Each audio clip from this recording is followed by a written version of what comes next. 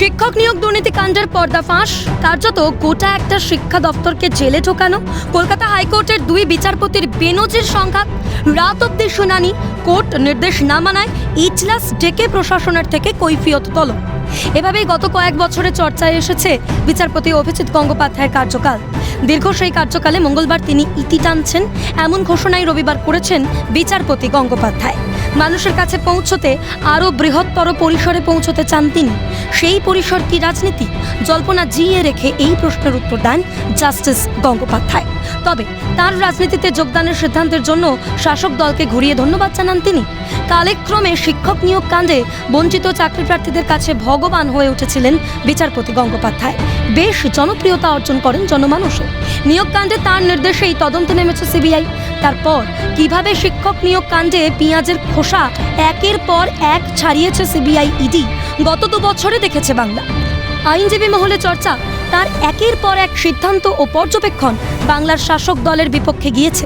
শাসক দলের নেতারাও তাকে পদ ছেড়ে সরাসরি রাজনীতির ময়দানে নামতে কটাক্ষ ছুড়েছেন। শাসক দলের তরফে অরণ্যদেব খোঁচাও শোনাচ্ছেন তিনি। তার নির্দেশেই চাকরি গিয়েছে প্রাক্তন মন্ত্রী পরেশ অধিকারী কন্যা অঙ্কিতা অধিকারী। শুধু চাকরি নয়, বেনিয়মের অভিযোগে বেতনও ফেরাতে হয়েছে পরেশ কন্যাকে। শিক্ষক নিয়োগ কাণ্ডের পরতে পরতে দুর্নীতি এবং যোগ্যদের বঞ্চিত করার কাহিনী উঠে এসেছে জাস্টিস গাঙ্গুলির এজলাসে। এজলাসে বসে তার মুখে ঘুরে ফিরে এসেছে একাধিক পর্যবেক্ষণ এবং মন্তব্য। যাওয়ার আগে কিছু করে যাব, আমি গরিবের কথা ভাবি, বিপ্লব দীর্ঘজীবী হবেই, ঢাকি শুদ্ধ বিসর্জন দিয়ে দেব, শিক্ষক নিয়োগ কাণ্ডে ধেড়ে ইঁদুর কবে ধরা পড়বে, সুলভ মন্তব্য শোনা গিয়েছে বিচারপতির কণ্ঠে। আইনজীবী মহলে চর্চা, তথ্য প্রমাণের উপর ভিত্তি করে তার নির্দেশ এবং পর্যবেক্ষণে ব্যক্তি স্বার্থে আঘাতও লাগে। সেই নির্দেশ এবং পর্যবেক্ষণ চ্যালেঞ্জ হয় শীর্ষ আদালতে। তাঁর এজলাস থেকে সরেছে একাধিক মামলা। ওরা কালীঘাটে পুজো দিয়ে এসেছে। বিচারপতি গঙ্গোপাধ্যায়ের এহেন মন্তব্য ঘিরেও চর্চা ছিল তুঙ্গে। সম্প্রতি মেডিকেল কলেজ মামলায় সিবিআই তদন্ত নিয়ে বেনজির সংঘাতে জড়ান বিচারপতি সৌমেন সেন এবং বিচারপতি অভিজিৎ গঙ্গোপাধ্যায়। হস্তক্ষেপ করতে বাধ্য হয়েছিলেন হাইকোর্টের প্রধান বিচারপতিও।